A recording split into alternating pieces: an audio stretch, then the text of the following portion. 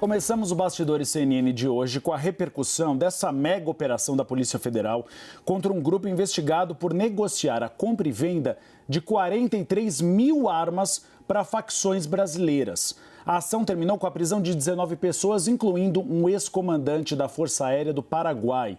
A repórter Isadora Aires traz todos os detalhes para a gente. Boa tarde, Isadora. Gostaria que você contasse um pouco de detalhes dessa operação e quem é este integrante da Força Aérea Paraguaia. Boa tarde para você, Uribe, Tainá, boa tarde para todo mundo que está nos assistindo. Como você falou, então, ao todo foram 19 pessoas presas, sendo 14 no Paraguai e 5 delas aqui no Brasil. Dentre as pessoas que foram presas no Paraguai estava o ex-comandante da Força Aérea Paraguaia, Arturo Javier González. Na casa dele, a Polícia Federal apreendeu armas e altos valores de dinheiro. Além disso, também foram cumpridos 17 mandados de busca e de apreensão aqui no Brasil e 21 no Paraguai. De acordo com uma apuração da Polícia Federal, o grupo tinha movimentado mais de R$1 bilhão na compra e venda dessas armas que estava acontecendo nos últimos 3 anos. Essa investigação ela tinha começado em 2020, quando pistolas e munições foram apreendidas no interior da Bahia. As armas estavam com o número de série raspado, mas por meio de uma perícia, a Polícia Federal conseguiu identificar a origem e avançar, então, nessa investigação. O principal alvo da operação continua foragido, é o argentino Diogo Hernan Dirizio. Ele não foi encontrado pela Polícia Federal nessa terça-feira e ele é considerado o maior contrabandista de armas da América do Sul. A CNN buscou contato tanto com a defesa de Dirizio quanto a de González, mas ainda não teve retorno. Uribe. Obrigada pelas informações, Isadora. A gente segue ainda com esse assunto porque a investigação da PF detalha a rota das 43 mil armas que foram vendidas para as principais facções do crime organizado brasileiro.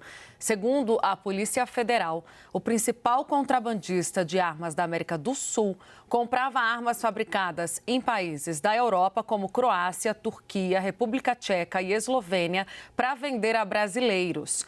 Antes da venda, as armas e munição passavam pelo Paraguai em uma empresa de Assunção, que está no nome deste contrabandista, onde eram raspadas e revendidas a grupos de intermediários que atuavam na fronteira do Brasil com o Paraguai para serem revendidas às principais facções criminosas do Brasil, principalmente em São Paulo e no Rio de Janeiro, incluindo o PCC e o Comando Vermelho. O armamento também ia para outros estados do Brasil, conforme o que foi identificado pela Polícia Federal. O argentino Diego Hernan Dirizio é considerado foragido internacional pela Polícia Federal após não ter sido encontrado durante a operação de hoje. Segundo fontes da Polícia Federal, Dirizio é o principal alvo da ação e o Eli Jonas Maia, nosso produtor, setorista de Polícia Federal, traz mais detalhes a respeito da busca a ele. Boa tarde, Eli Jonas. A Polícia Federal pretende reforçar essa busca? Tem falado com organismos internacionais? Oi, Uribe, boa tarde a você, boa tarde a Tainá e quem acompanha o Bastidores CNN. A gente está no encalço com informações dessa operação desde de madrugada de hoje.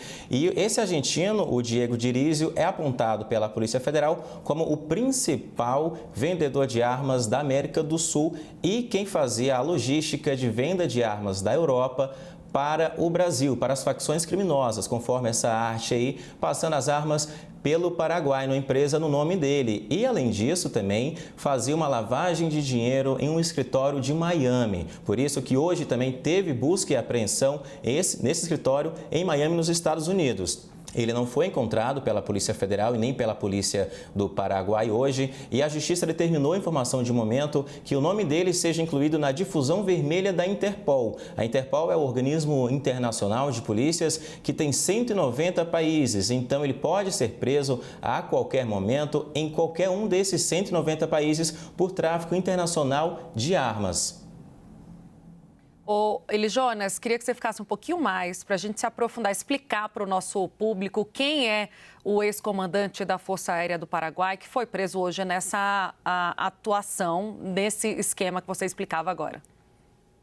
Ô, Tainá, ex-comandante da Força Aérea do Paraguai, o Arturo Javier Gonçalves, informação inclusive que a gente divulgou em primeira mão aqui na CNN logo cedo, ele foi preso em casa em Assunção, no Paraguai. Com ele foram apreendidas diversas armas, dinheiro também, que ainda não foi contabilizado pela grande quantidade. Aí tem a foto da casa dele, com o emblema da Força Armada do Paraguai.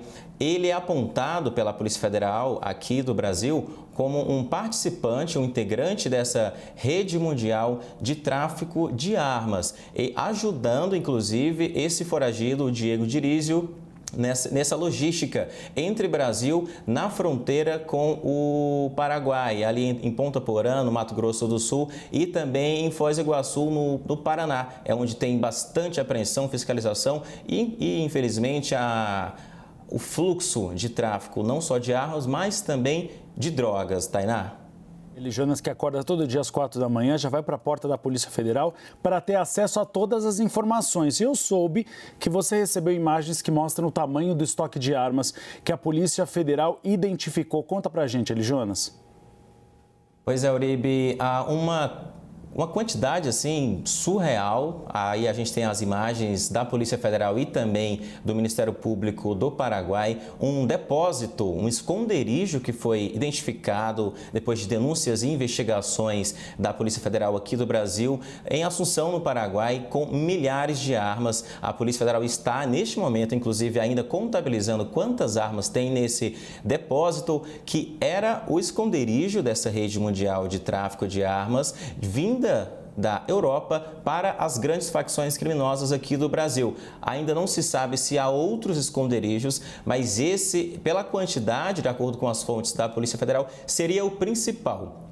Então, a PF está analisando para apreender toda essa quantidade de armas aí e dar um fim nesse armamento. Eu queria só destacar a questão da cooperação jurídica internacional, que inclusive hoje foi falado bastante pela Polícia Federal e pelo Ministério da Justiça, com as informações trocadas entre as autoridades brasileiras, paraguaias, americanas e europeias também, de acordo com a Interpol, que tem essa troca de informações das polícias. E como é que começou essa investigação? Foi pelo Grupo de Investigações Sensíveis da Polícia Federal da Bahia, quando em 2020 uma arma sem registro foi apreendida em Vitória da Conquista. A perícia da Polícia Federal identificou a origem dessa arma e aí, enfim, assim a PF pegou o fio da meada e descobriu essa rede mundial de tráfico de armas, dando crédito aqui inclusive para o Grupo de Investigações Sensíveis da Polícia Federal da Bahia. Uribe, Tainá.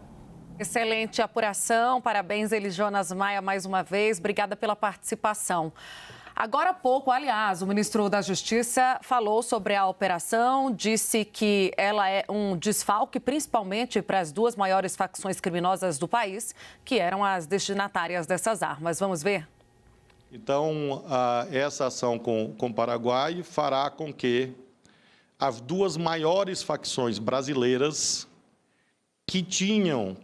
que eram as destinatárias principais desses armamentos ilegais, tenham o fechamento dessa via logística para a realização das suas operações. Então, é algo que tem impacto no Brasil, muito forte, e impacto, claro, no Paraguai. A gente tem visto nos últimos anos que essas facções criminosas, né, Tainá, elas têm uma capilaridade imensa. No Paraguai, por exemplo, onde foi assassinado uma das lideranças locais por uma facção brasileira, na Bolívia, na Argentina, e elas fazem essa mediação com a Europa. Então, chegam drogas, muitas vezes, e armas de países como Bolívia, Colômbia e Argentina, e aí passam pelo Brasil e aí enviam, até em malas, muitas vezes, para a Europa. Foi o caso daquelas duas turistas que foram para a Alemanha, incluíram ali drogas nas malas delas e essas malas foram transportadas para a Europa. Então, elas têm uma ramificação imensa. E eu gostaria justamente de chamar nosso time de análise para analisar um pouco esse cenário, Juliana Lopes, que tem informações a respeito dessa participação de Flávio Dino. A gente lembra lá atrás, Juliana, que uma das promessas de Flávio Dino era justamente tentar sufocar essas facções criminosas, que elas estão mandando no Brasil, elas têm um grande controle na região norte, a gente viu diversos ataques sendo feitos nas ruas e brigas penitenciárias. E agora Flávio Dino vai para o Supremo Tribunal Federal. Até que ponto a operação de hoje é uma tentativa de Flávio Dino justamente fazer uma prestação de contas, de dizer sim, eu atuei contra elas, está aqui minha fatura? Ou pelo menos comecei, né, esse trabalho. Uribe, boa tarde para você, a Tainá, todos que nos acompanham. Flávio Dino foi bastante pressionado também pela cúpula ali do PT para apresentar, então, um plano de combate às facções criminosas. Isso foi não só apresentado numa fala, numa apresentação mesmo oficial, como também num papel, né? Ele apresentou um plano, então, para esse combate, que inclui, entre outras coisas, essa questão voltada ali para tentar diminuir ou reduzir a questão do tráfico de armas, né? Isso foi bastante colocado por ele durante a apresentação desse plano. O que aconteceu antes disso? Uma pressão do PT sobre Flávio Dino para que esse combate de fato acontecesse e fosse apresentado para a sociedade, porque isso também tem uma relação com a questão da segurança pública no Rio de Janeiro, em São Paulo e também outros estados aqui do Brasil. E depois houve até uma crítica em relação a como esse plano iria sair do papel. Então, o que ele está fazendo agora é apresentando essa fatura. A gente tem aí muito provavelmente nos próximos dias pelo menos é o que indica o cenário, né? Uma aprovação do nome de Dino ali para a cadeira da Suprema Corte. Ele ainda vai passar por uma sabatina ali no Senado Federal, mas já está fazendo o desenho do que pode ser essa reta final do seu trabalho à frente do Ministério da Justiça. É claro que quem vai substituir Flávio Dino vai também herdar esse trabalho, que não é fácil, é um trabalho a longo prazo, é um trabalho que é difícil e que custa dinheiro aos cofres públicos, mas ele já deixa aí a abertura e um legado, né? O trabalho intenso contra as facções criminosas aqui no país.